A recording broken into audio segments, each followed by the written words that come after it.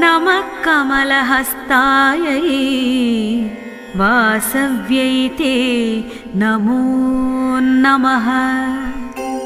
चतुर्भुजायै शर्वाण्यै शुकपाण्यै नमो नमः। सुमुखायै नमस्तेस्तु वासव्यै ते कुलालये। कमलायै नमस्तेस्तु विष्णुनेत्रकुलालये।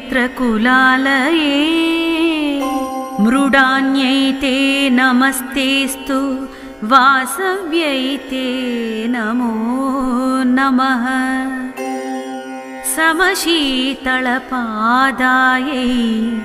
नमस्ते परमेश्वरी। श्रियं नो देहि मातस्त्वं वास